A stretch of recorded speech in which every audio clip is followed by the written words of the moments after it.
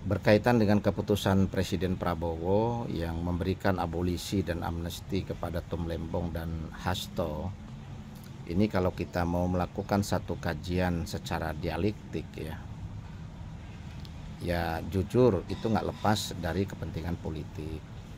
Sekalipun memang apa yang disampaikan oleh Dasko bahwa itu adalah bagaimana kepentingan merajut untuk persatuan dalam rangka memperingati hari kemerdekaan 17 Agustus ini kan, yaitu merajut persaudaraan antar semua elemen kan ya.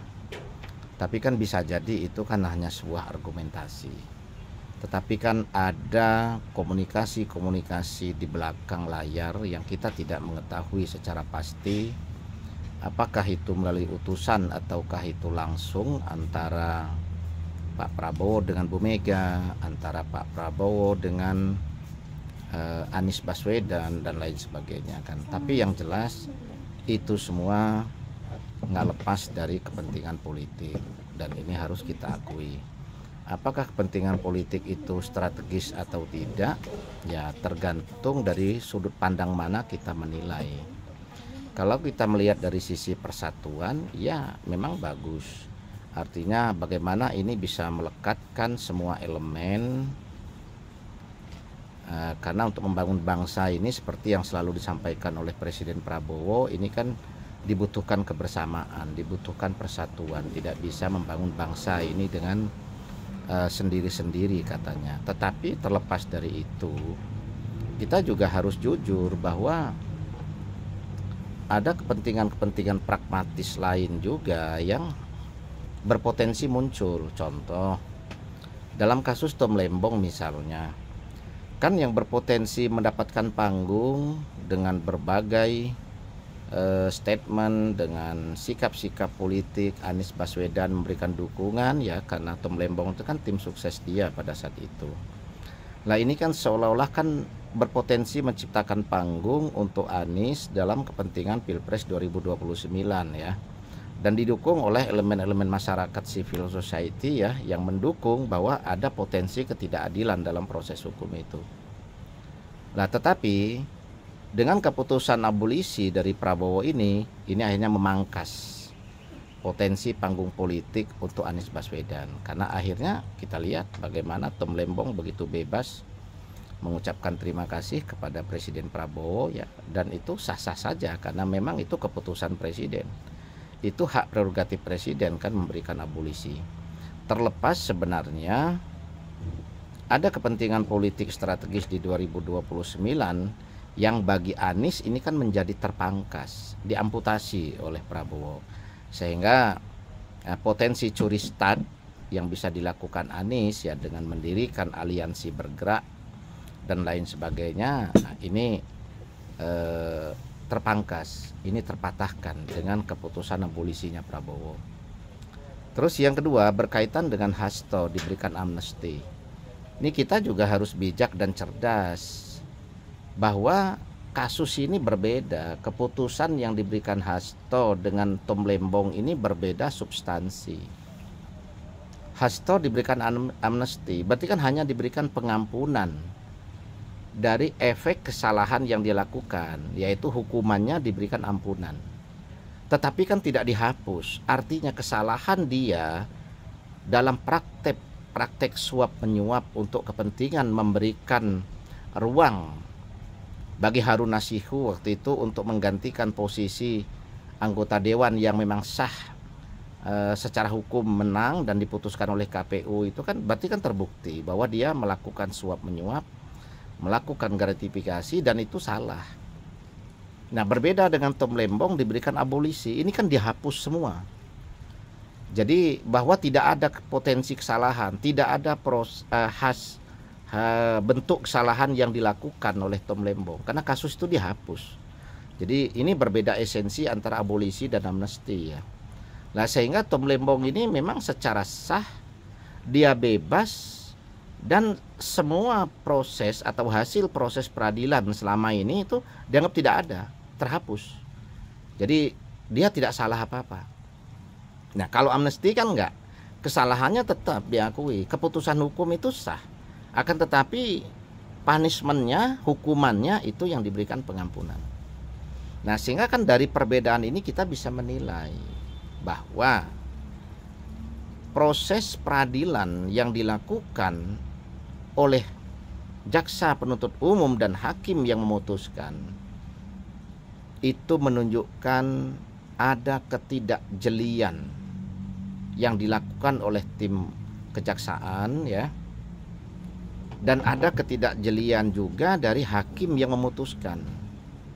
Nah, ini kan sebenarnya tamparan bagi lembaga peradilan dan kejaksaan yang mungkin di awalnya kan ngejar target bagaimana bisa melakukan pencitraan sesuai dengan instruksi presiden, ya, bahwa untuk melakukan pemberantasan korupsi, melakukan proses peradilan bagi orang-orang yang terindikasi korupsi itu secara cepat. Nah, jadi karena Prabowo ingin mendapatkan progres yang baik, sehingga tim dari kejaksaan ini kan jadi kurang jeli. Nah, sama halnya dari hakim ini juga mungkin karena mereka ini kan masih tercoreng citra hakim itu dari berbagai gratifikasi, ya, terutama dengan ditangkapnya ZR, ya. Nah, akhirnya kan para hakim ini kan ingin membersihkan nama mereka sehingga mereka tidak jeli, dan ini dipatahkan oleh Prabowo kan. Nah, jadi ini tamparan untuk lembaga peradilan, untuk kejaksaan. Karena bagaimana diberikan abolisi itu berarti kan semua proses yang berjalan ini menghabiskan biaya, tenaga, pikiran dari instrumen yang ada, ya, baik dari tim advokasinya Tum Lembong. Tum Lembong sendiri sudah mendekam beberapa bulan di penjara kan. Terus biaya dari tim kejaksaan, biaya dari hakim kan dalam proses peradilan ini kan semua biaya negara kan yang mereka keluarkan. Nah, ini tidak ada hasil.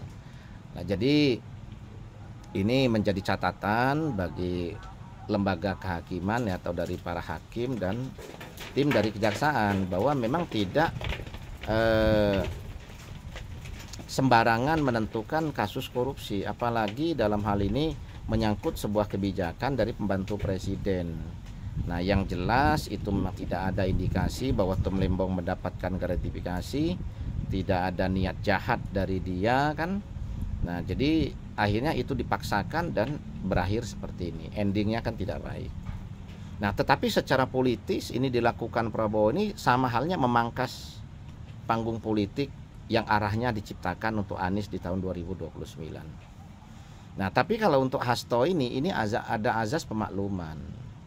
Kita yakin bukan hanya kasus Harun Masiku, dari banyak partai lain juga banyak kejadian-kejadian di mana ada anggota dewan terpilih memang dipaksa secara internal partai untuk menyatakan mundur, ya, karena ada orang-orang tertentu yang akan diposisikan. Nah, yang jelas itu adalah keputusan internal, dan internal partai itu memang punya hak untuk menentukan arah dan kebijakan partainya ke depan. Kan bisa jadi ternyata yang diharapkan si A yang memenangkan dalam kontestasi pileg itu, ya, karena dia punya potensi sumber daya manusia yang baik, partai juga butuh anggota parlemen yang punya kapasitas dan integritas, tetapi justru di basis massa dalam proses kontestasinya dia kalah, justru yang memenangkan itu malah kader yang memang kurang punya potensi sumber daya manusia yang mumpuni. Nah, sehingga partai dalam hal ini kan punya kepentingan. Partai punya hak untuk memutuskan secara internal. Yang terpenting dalam hal ini kan ada komunikasi yang strategis. Tetapi kalau terkait dengan Harun Masiku itu kan memang terbukti adanya gratifikasi atau adanya penyuapan, dan itu sudah dibuktikan secara hukum, ya, dengan masuknya anggota KPU sebagai terpidana kan. Nah, jadi rekan-rekan sekalian, itu kajian strategis kita kalau kita melihat bagaimana dari keputusan Prabowo memberikan abolisi dan amnesti. Nah, di luar dari itu juga sebenarnya ini kan menjawab, Pak Prabowo ini menjawab berbagai asumsi masyarakat dan berbagai tuduhan dari kelompok-kelompok tertentu, ya, yang seolah-olah bahwa keputusan hakim, keputusan jaksa, keputusan KPK dalam proses hukum untuk Tum Lembong dan Hasto ini kan nggak lepas dari kepentingan Pak Jokowi.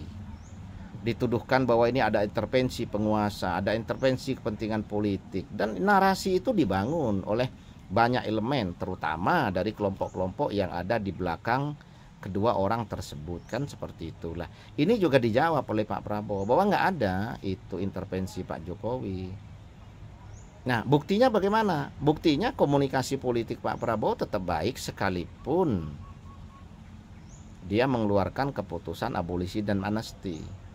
Nah, jadi dia ini semacam membersihkan citra, membersihkan nama Pak Jokowi, bahwa memang tidak ada keterlibatan Pak Jokowi, tidak ada pesanan atau kepentingan Pak Jokowi dalam proses hukum kedua orang tersebut seperti yang selama ini mereka tuduhkan. Nah, jadi kalau kita mau secara bijak melakukan kajian dengan asumsi-asumsi yang produktif ya, dengan kajian yang berlandaskan dialektika yang positif juga dan objektif, ya sebenarnya keputusan Pak Prabowo itu seperti yang saya sampaikan tadi. Jadi kalau misalnya ada sebagian pengamat politik ya atau kelompok-kelompok aktivis civil society yang mengatakan bahwa ini simbol, ini bukti dari keretakan antara Prabowo dan Jokowi, itu salah. Rekan-rekan sekalian, Prabowo itu 2 kali kontestasi melawan Pak Jokowi itu kalah. Dan fakta politik menunjukkan menjelang 2024 survei untuk Prabowo nggak lebih dari 34% elektabilitas Prabowo. Dan Prabowo pun mengatakan bahwa dia akan mencalonkan kalau diberikan restu oleh Pak Jokowi. Sehingga Pak Jokowi dalam hal ini bukan hanya memberikan restu, tetapi mendukung secara penuh dengan simbol Mas Gibran yang menjadi wakil. Sehingga sekalipun Pak Jokowi tidak kampanye, sekalipun publik sudah tahu bahwa dukungan Pak Jokowi untuk Prabowo itu penuh karena simbol anaknya, putra mahkotanya yang menjadi wakil. Nah, jadi pengorbanan besar Pak Jokowi itu saya yakin Pak Prabowo sebagai seorang kesatria, sebagai seorang perwira, itu paham betul dengan esensi dari kesetiaan itu. Ini bukan hanya masalah balas budi, tapi ini menyangkut marwah, menyangkut jiwa kesatria seorang perwira, seorang prajurit kan. Nah, jadi nggak mungkin Pak Prabowo gampang melupakan apa yang sudah dilakukan oleh Pak Jokowi. Nah, jadi ini yang harus kita pahami ya. Dan kita juga mengerti bagaimana Pak Jokowi juga dia berani keluar dari partai pendukungnya atau partai pengusungnya dalam konteks 5 kali kontestasi, dia berani keluar dan dia memutuskan mendukung Pak Prabowo, itu sebuah pengorbanan. Ya risikonya kan dia dicaci maki, dia diserang oleh kelompok-kelompok tertentu, dikatakan tidak tahu diri, dikatakan kacang lupa kulit, kan begitu. Tapi itu dia lakukan, dia putuskan. Nah, berarti ini adalah sebuah pengorbanan besar. Jadi saya yakin tidak mudah kedua tokoh bangsa ini dipisahkan oleh desain politik adu domba dari kelompok-kelompok yang tidak jelas. Karena komunikasi berdua itu,